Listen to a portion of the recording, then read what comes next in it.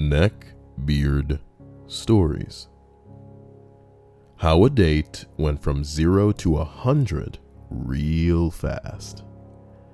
I met this guy on Tinder and his profile seemed pretty innocent. He said he liked nature, hiking, games, TV shows, and movies. His pictures were pretty normal as well, and he looked like a nice, fun guy. He was tall, a little lanky, had long light brown hair, and a beard. Nothing crazy. We talked for about a month and seemed to have a lot in common. Decided to finally meet up for a date. I tell him I'll wait for him outside a restaurant to make it easier since the parking lot next to my complex is a bitch to get in. I'm waiting and waiting, and I hear this voice next to me chime in, "Your hair is as beautiful as the sunset." It doesn't register to me that these words were directed to me until I turn my head and see him standing there. Now, he looked pretty similar to his pictures, but somehow more scraggly, more unkempt, more as though he had been blown through a tornado. His hair was frizzy and all over the place. His beard was like a sad yard that hadn't had a groundskeeper in years. His teeth were stained yellow, and his eyes were the size of dinner plates. His only saving grace was that he didn't stink. I stand up and question him, not quite believing what I've heard. "Excuse me?" He repeats himself.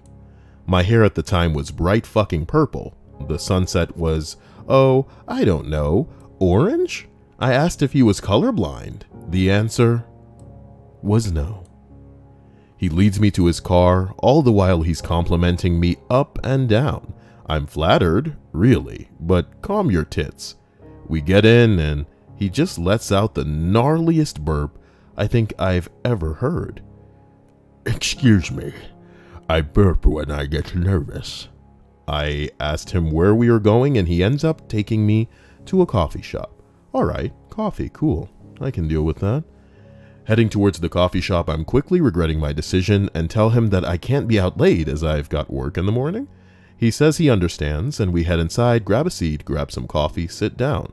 Now, it starts getting really weird and I start questioning why I didn't just up and walk away. He starts telling me how he wishes I didn't shave. Okay. All the while burping after nearly every sentence that comes out of his mouth. He describes how he likes an unkempt pussy and hairy legs and armpits.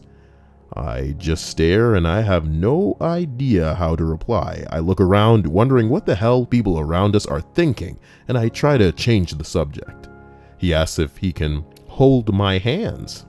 He grabs them and says, if he stares into my eyes, he'll be able to really know me, and that he can already tell we're soulmates just from the moment he laid eyes on me.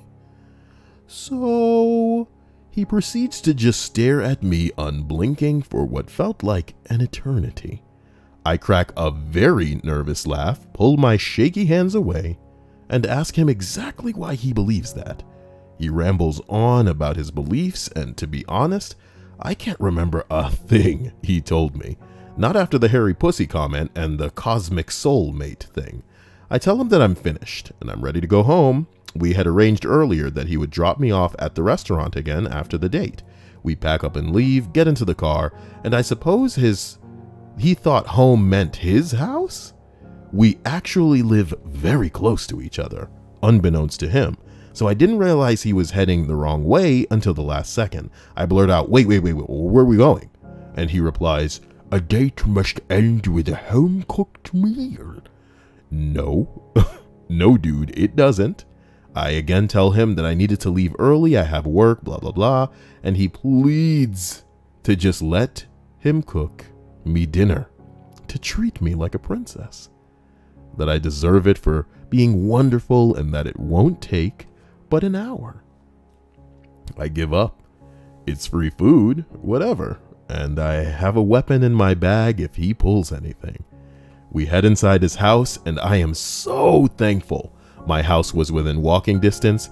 He introduces me to his cat, who becomes my saving grace throughout the night, and he begins cooking and singing. Apparently, he's a master rapper. He blares rap music and starts singing along to it as he cooks, and I'm holding on to this cat for dear life. I find little things to do like feed his cat dinner or brush his cat or play with his cat. As I'm cleaning up after feeding the cat, he again asks if I would stop shaving for him, that it would make him the happiest man in the world, and that I would like it more if I stopped shaving. I laugh awkwardly again and tell him no. I kind of like having smooth legs and armpits and such. He sighs, tells me that I don't know what I'm missing, and I'm conforming too much to what society wants women to be and feel. Shrugs, holds his hand out to me and asks for a dance. I am not sure what he saw, but the look on my face was pure confusion.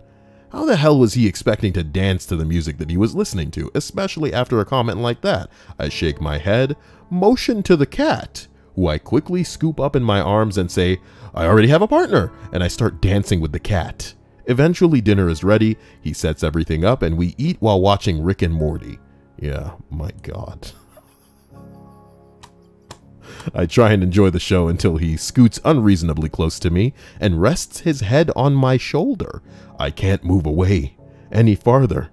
I'd fall off the couch or hit the wall, so I just ignore it and I eat. Fast. I really eat fast.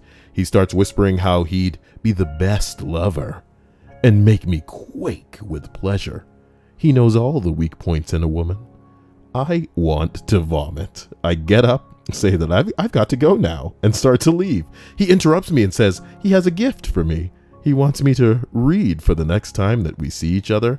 And when he comes back, he has a book on Kama Sutra and the female orgasm.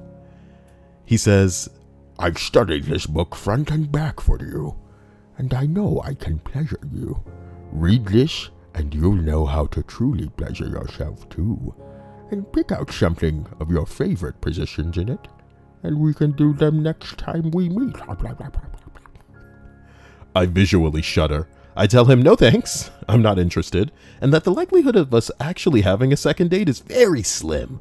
As nicely as I could, because I really don't like getting murdered, I hand him back the book, but he is adamant and refuses to let me give it back, so I just take it.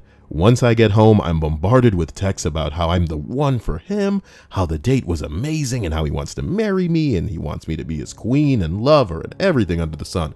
I reply back with concern over how he could possibly miss my visual cues on how uncomfortable that I was, how little that I spoke, and the fact that I told him to no end. Excuse me. Oh no, you're recording this. We can just pretend it didn't happen. We can just pretend it didn't happen. Yeah. I told him no at the end of the date. For the next 3 days, he would text me demanding that I give him a chance and that I am the one for him. That he would rock my world, no man could compare to him, etc., etc., etc. No matter how many times I explained myself to him or told him no, he wouldn't give up, so eventually I had to block him. I am so glad I never gave him my address. Oh, and if you're curious about what I did with the book, my sister saw it, shrieked, and threw it in the trash. What a story.